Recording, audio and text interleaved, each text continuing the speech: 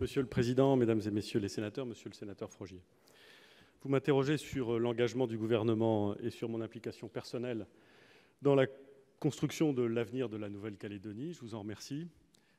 Je veux vous dire à nouveau combien je suis conscient des enjeux et des défis considérables qui nous attendent collectivement en Nouvelle-Calédonie. Comme vous, je veux éviter que les tensions s'avivent à l'approche de la consultation sur l'accession à la pleine souveraineté. J'ai indiqué dans la déclaration de politique générale quelle était l'ambition du gouvernement sur ce sujet.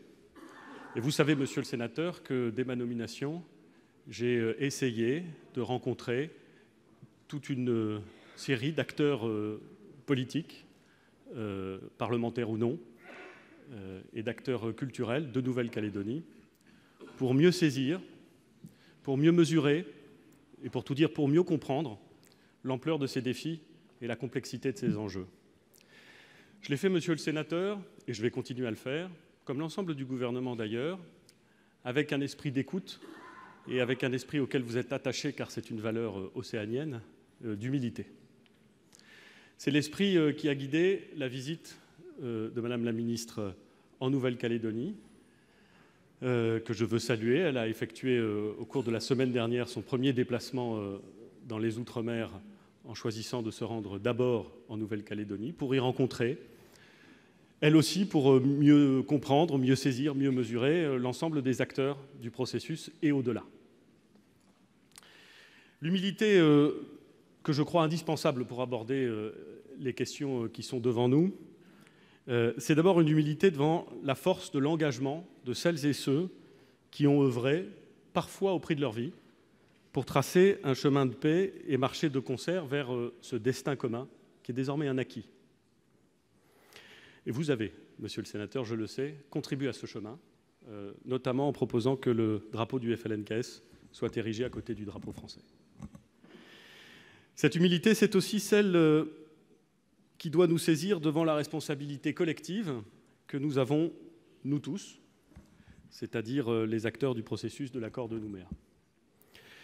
Au fond, nous devons organiser dans la transparence un scrutin dont la légitimité ne pourra pas être contestée. C'est une priorité de notre action, c'est une priorité de mon action, et c'est une priorité difficile à atteindre techniquement, vous le savez. Et nous voulons aussi profiter des fruits de la réflexion, souvent remarquables, menée par les nombreux experts, missionnés par les nombreux gouvernements qui se sont intéressés à ce sujet.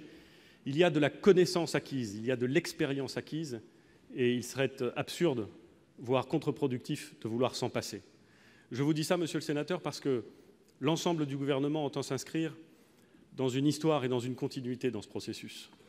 C'est aussi une forme d'humilité, mais je pense que c'est indispensable.